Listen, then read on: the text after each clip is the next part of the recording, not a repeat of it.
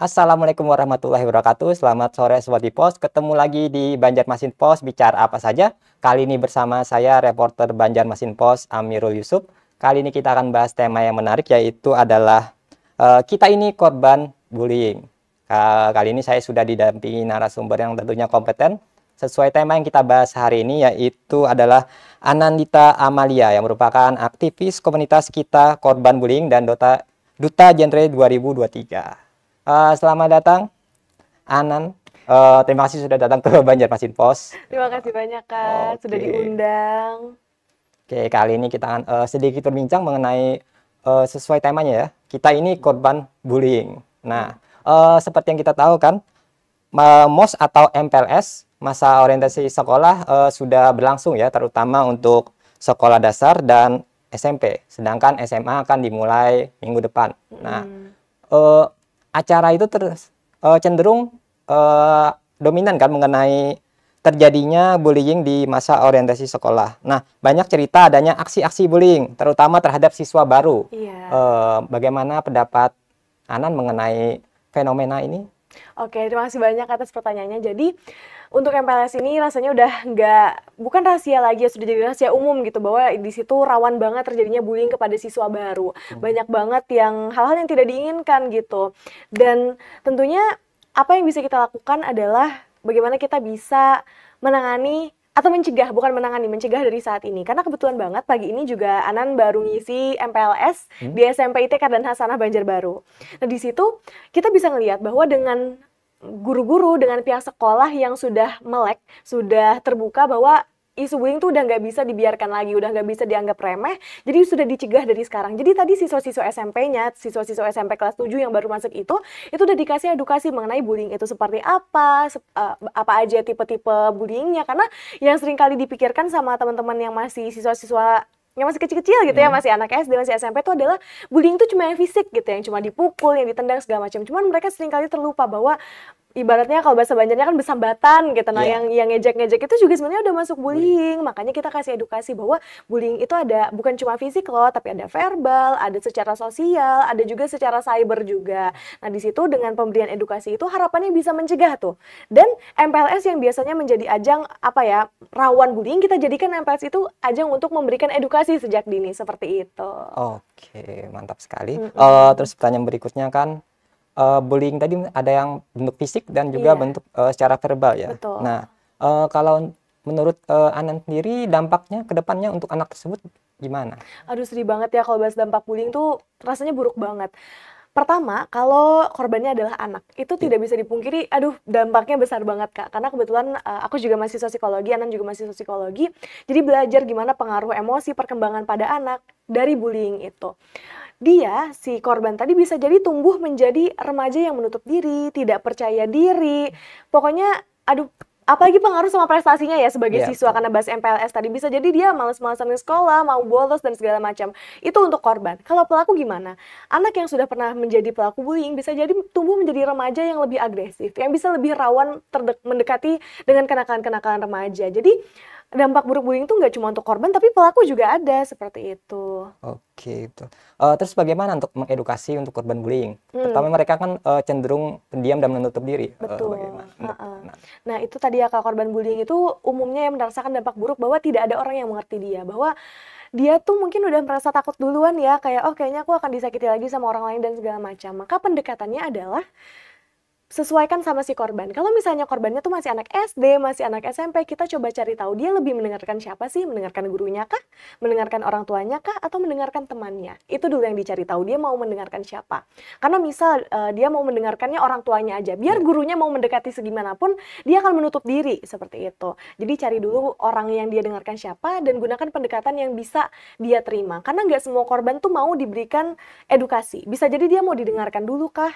Dia mau seperti apa? Karena biasanya kan kalau ada kasus bullying ya kita langsung, pelakunya mana, kita hukum gitu. Biasanya kan seperti itu. Coba kita dengarkan dulu korbannya, dia maunya seperti apa? Emang maukah si pelaku ditindaklanjuti atau mau didengarkan aja kah? Mau ditemani aja atau bagaimana? Seperti itu sih, Kak. Oh iya, betul. Itu tadi kalau dari sisi korban ya. Kalau dari sisi pelaku, mungkin dia akan beranggapan bahwa itu cuma bercanda dan bukan membuli. Bagaimana untuk mengedukasinya? Nah, untuk pelaku kembali lagi ya, Kak. Biasanya kalau pelaku ada rasanya merasa bahwa dirinya benar. Biasanya teman-teman remaja, teman-teman yang masih anak-anak tuh punya pemikiran bahwa dirinya benar. Maka gimana caranya? Balik lagi pendekatannya tuh disesuaikan.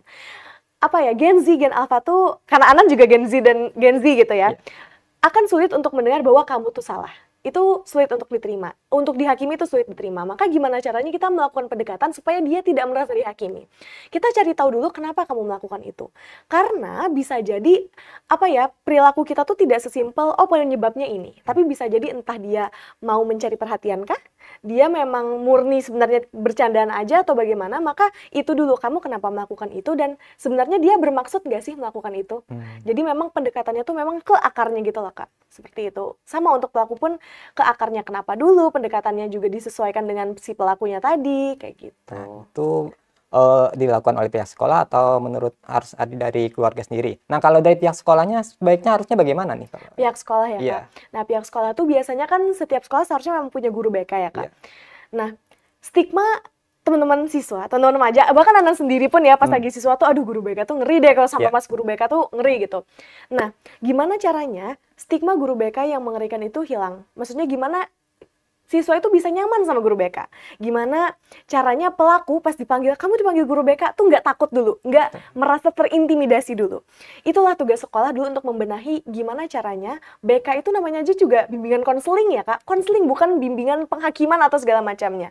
Pertama itu dulu. Gimana sekolah bisa approach, bisa mendekati siswa tanpa menghakimi dia. Memang dia pelaku, tapi kita tidak tahu apa di balik itu. Karena apa ya Kak, kalau misalnya saya siswa dan udah merasa terhakimi duluan, nggak mau ngedengerin apa kata guru. Jadi itu tadi PR-nya sekolah adalah gimana caranya kita bisa mendekati siswa dengan tidak menghakimi, kayak gitu.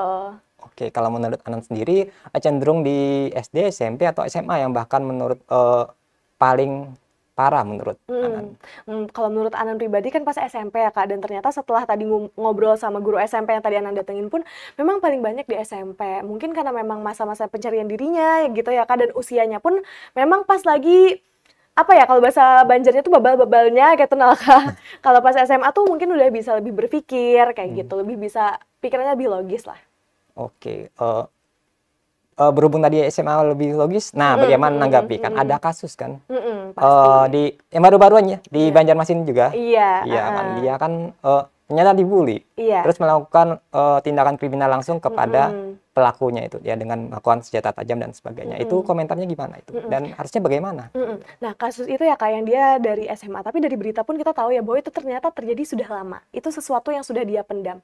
Tapi anggaplah memang itu saat di SMA ya Kak, pikirannya sesuai kata yang tadi seharusnya sudah logis gitu. Tapi kembali lagi, selain pikiran logis, kita juga punya emosi namanya.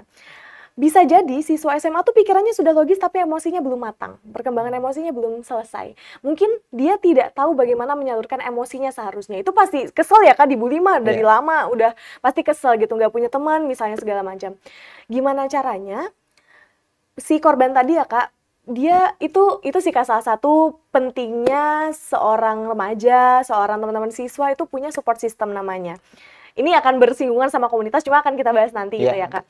Gimana caranya sekolah itu seharusnya punya apa ya, menciptakan lingkungan yang aman dan nyaman gitu. Karena sesuai tadi ya Kak berita itu pasti nggak semuanya mungkin yang ngebully yang secara langsung, pasti cuma 1-2 orang atau segeng yang ngebully dia, tapi nggak ada yang speak up untuk dia, mungkin nggak ada yang mau nemenin dia, hingga dia merasa sendiri, dia merasa harus meluapkan emosinya sendiri dengan melakukan tindakan kriminal itu tadi, kayak gitu. Nah, dari pihak sekolahnya ya kan kadang-kadang mungkin jarang ya. Nah, sekolah ini cenderung menutupi. Nah, itu kan atau mungkin harus lewat jalan viral aja atau bagaimana sih menurutnya? Nah, itu tadi ya Kak, itu bahkan sudah pernah dikatakan sama Presiden Jokowi sebelumnya, tolong sekolah jangan ditutupi lagi gitu kasus bullying ya kan. Nah, itu kebanyakan sekolah mungkin berpikirnya seperti ini, aduh kasus bullying nggak boleh terangkat, nanti nama sekolahnya jelek. Padahal kalau kasus bullying itu mereka tangani dengan baik, maka itu bisa menjadi apa ya, nilai jual sekolah mereka dong, bahwa mereka bisa menangani kasus ini dengan baik. Maka itu juga salah satu persepsi yang masih keliru gitu ya, nggak menyalahkan, cuma itu masih kurang tepat. Mungkin ada kekhawatiran ya Kak, kalau sampai kasus bullyingnya terangkat, oh ini sekolahnya jelek gitu. Padahal kalau mereka menanganinya dengan tepat kan itu tadi bisa menjadi nilai plus untuk sekolah mereka kayak gitu. Betul, betul. Berarti itu harusnya dari sekolah juga harus terbuka juga ya. Cuma alhamdulillahnya ya Kak, dari Banjarbaru, dari Banjarmasin pun komunitas kami juga bergerak di sekolah-sekolah ya. Itu OSIS-OSISnya sekolah-sekolahnya udah lumayan, bukan lumayan lagi, udah sangat terbuka gitu untuk menghadapi ini, kayak gitu. Oke, untuk mungkin kalau di sekolah luar biasa apakah rentan terjadi seperti hal itu atau mungkin menurut Anan masih aman saja? Nah, karena Anan sendiri pun belum pernah ya Kak ke sekolah luar biasa dan komunitas kami juga masih belum tergerak, cuman ada rencana ke komunitas luar biasa. Kalau dari Anan pribadi ya masih belum mendengar, belum pernah terdengar ke Anan gitu ya, belum pernah terbaca juga. Cuman harapannya semoga tidak ada ya Kak. Jadi karena sejauh ini Anan belum tahu, cuman karena kami juga berusaha secara preventif atau pencegahan, rencananya komunitas kami pun ingin bergerak ke sekolah luar biasa seperti itu.